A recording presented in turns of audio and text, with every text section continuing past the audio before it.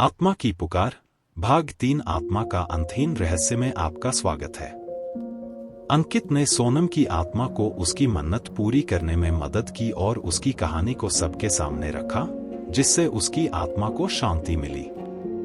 लेकिन सोनम के जाने के बाद भी अंकित को ऐसा महसूस हुआ कि उस इमारत के भीतर कुछ और छिपा हुआ है, एक और रहस्य जिसे अभी तक उजागर नहीं किया गया था। इमारत में अजीब घटनाएं अब भी हो रही थी। लोग इसे सोनम की आत्मा का साया मानने लगे थे, लेकिन इस बार मामला कुछ अलग था।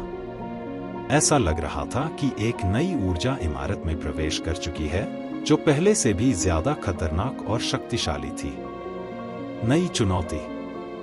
सोनम की आत्मा के जाने के बाद कुछ समय तक इमारत में शांति बनी रही, लेकिन कुछ महीनों बाद एक बार फिर अजीब घटनाएं होने लगी। अंकित, जो अब तक इमारत छोड़ चुका था, उसे यह खबर मिली कि वहां फिर से मौतें हो रही हैं। कुछ पुराने किराएदारों ने कहा कि इस बार यह आत्मा सोनम से अलग थी। यह और भी ज्यादा खतरनाक और शक्तिशाली थी, और इसके इरादे भी कुछ अलग थे। इमारत का नया रहस्य। इमारत के नीचे की जमीन में एक पुराना तहखाना था, जिसके बारे में कोई नहीं जानता था। एक दिन इमारत में काम करने वाले मजदूरों ने गलती से उस तहखाने का दरवाजा खोल दिया। यह तहखाना बरसों से बंद पड़ा था और इसमें किसी का भी प्रवेश निषेध था। लेकिन अब यह तहखाना खुल चुका था और इसके साथ ही एक पुरानी आत्मा भी मुक्त हो चुकी थी, जो सदियों से अपने बंद दरवाजे के पीछे कैद थी। नई आत्मा की कहानी। इस बार जो आत्मा वापस आई थी, वह सोनम से भी पुरानी थी। उसकी कहानी सदियों पुरानी थी, जब इस इमारत की नींव रखी गई थी। वह आत्मा रागिनी नाम की एक महिला की थी, जिसे इसी तहखाने में जिंदा दफना दिया गया था। रागिनी को उसी जमीन में दबा दिया गया था, जिसके ऊपर यह इमारत बनाई गई थी। रागिनी की मौत की कहानी बेहद दर्दनाक थी। उसे धोखे से मार डाला गया था और उसकी आत्मा कभी मुक्त नहीं हो पाई थी। उसकी आत्मा बदले की आग में जल रही थी, लेकिन कोई भी उसकी मदद नहीं कर पा रहा था। रागिनी की आत्मा अब पूरे इमारत को अपने कब्जे में लेना चाहती थी। अंकित की वापसी। अंकित, जो अब तक सोनम की आत्मा की कहानी से उबर चुका था, को एक बार फिर उस इमारत की ओर बुलाया गया। इमारत के मालिक ने अंकित से मदद की गुहार लगाई, क्योंकि अब वहां कोई भी रहना नहीं चाहता था।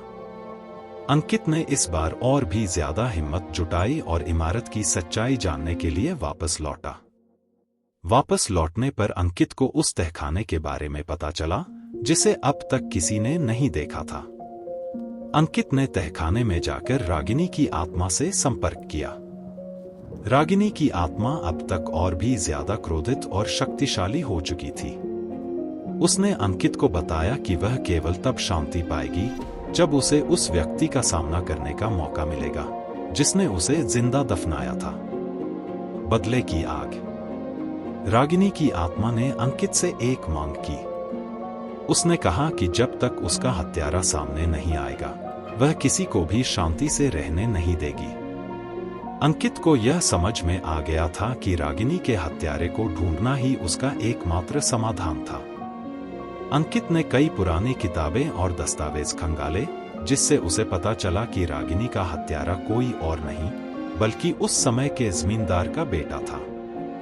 लेकिन जमींदार का बेटा अब जिंदा नहीं था और उसका परिवार भी इस दुनिया में नहीं था। आखिरी सामना।